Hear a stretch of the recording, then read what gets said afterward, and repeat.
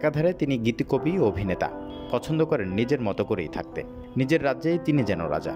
নিজের মতো বলেন, লেখেন, নিজের মতো চলেন। তার নিজস্ব একটা ভাষা আছে যা অন্য সবার থেকে সম্পূর্ণ আলাদা। বলছি মার্জুক রাসেলের কথা।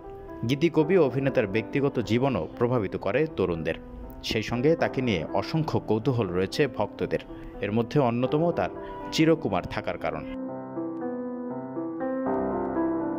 বিষয়টি নিয়ে এবার কথা বলেছেন মার্জুক নিজেই। সম্প্রতি একটি গণমাধ্যমে দেয়া সাক্ষাৎকারে বিষয়টি নিয়ে খোলামেলা কথা বলেন তিনি। শুনেছি জেরিন নামের এক তরুণীর সঙ্গে আপনার প্রেম ছিল। এরপর তিনি বিয়ে করে সংসারী হলেও আপনি হননি। এই প্রেমই কি আপনাকে সংসার বিভাগী করেছে? আপনার কি সংসারী হতে ইচ্ছা করে না? সংবাদ মাধ্যমের এমন প্রশ্নের জবাবে বরাবরের মতোই স্বভাবসুলভ ভঙ্গিতে মার্জুক বলেন, ওইটা একতরফা ছিল, আমার তরফে ওয়ান সাইডেড।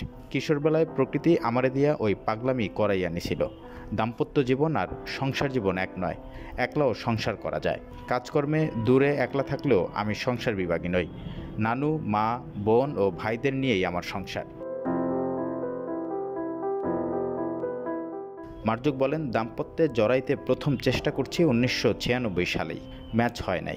ম্যাচ না করলে সামাজিক আইন মাইনা জোর কইরা ম্যাচ করাইয়া আজীবন বা বিচ্ছেদের পূর্বাপর ক্যাচ ক্যাচ ঘ্যাচ ঘ্যাচ কইরা যাওয়া আমি আগ্রহী নই। ইংরেজি ম্যাচ মেকিং শব্দটা এই ক্ষেত্রে স্মরণীয়। ম্যাচ করে না। সম্প্রতি মুক্তি পেয়েছে রাজনৈতিক স্যাটায়ার ভিত্তিক চলচ্চিত্র 840। এতে অভিনয় করেছেন মার্জুক রাসেল, যেটি পরিচালনা করেছেন মোস্তফা সরোয়ার ফারুকী।